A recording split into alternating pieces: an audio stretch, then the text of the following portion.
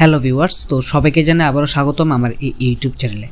তো ভিউয়ার্স, তোমরা যারা যারা এই বছর ডিগ্রি কলেজে ভর্তির জন্য আবেদন করেছো, যাদের নাম নাকি প্রথম মেরিট লিস্টও নেই এবং দ্বিতীয় মেরিট লিস্টও নেই, তোমাদেরকে স্পট রাউন্ডে ভর্তি হতে হবে। তো তোমরা যারা যারা কমেন্টে জানাচ্ছ যে স্পট রাউন্ডে ভর্তি হওয়ার জন্য আমাদের কি অনলাইনে ফর্ম ফিল আপ করতে হবে নাকি অফলাইনে ফর্ম ফিল আপ করতে হবে, ঠিক আছে?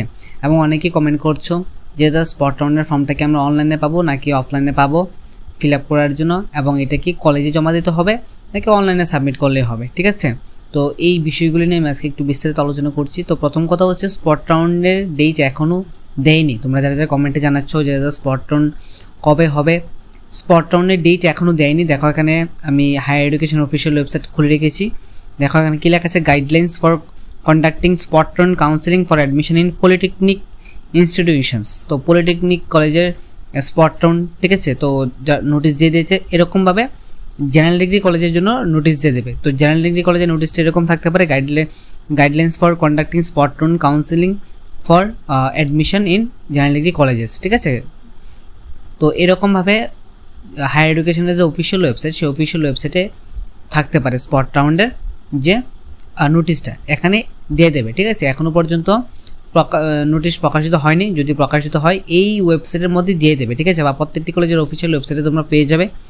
দ্বিতীয় কথা হচ্ছে, তোমাদেরকে কিন্তু এইটা কলেজে জমা দিতে হবে, অর্থাৎ ফর্মটা হয়তো বা তোমরা কলেজের অফিসিয়াল ওয়েবসাইটগুলির মধ্যে পেয়ে যাবে। সেই ফর্মটাকে তোমরা প্রিন্ট আউট করবে, প্রিন্ট আউট করে নিয়ে এটার সাথে কিছু ডকুমেন্ট অ্যাটাচ করে কলেজে জমা দিতে হবে, ঠিক আছে?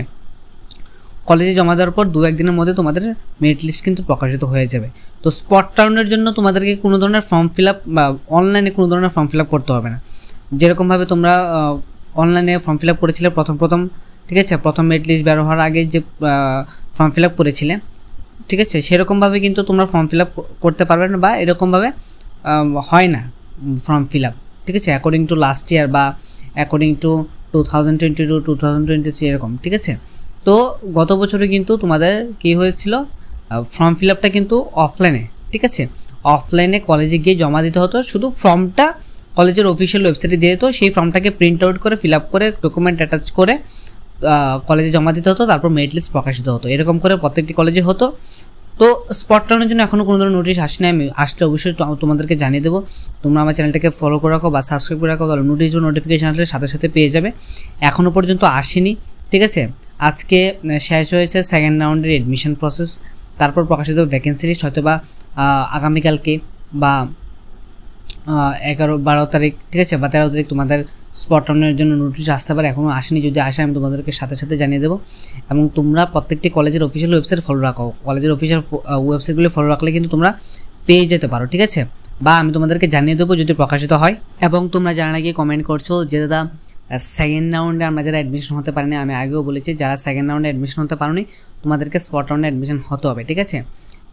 যেহেতু টাইম শেষ, অর্থাৎ দ্বিতীয় মেরিট লিস্টের ভর্তির প্রক্রিয়া শেষ, তো তোমাদেরকে এখন স্পট রাউন্ডের জন্য রেডি হতে হবে। স্পট রাউন্ডের নোটিশ আসেনি, যদি আসে আমি তোমাদেরকে সাথে সাথে জানিয়ে দেবো। তো ভিডিওটি দেখার জন্য অসংখ্য ধন্যবাদ। তোমরা যারা আমার চ্যানেল নতুন আছো অবশ্যই আমার চ্যানেলটিকে সাবস্ক্রাইব করে পাশে বেল আইকনে ক্লিক করে দেবে। ধন্যবাদ।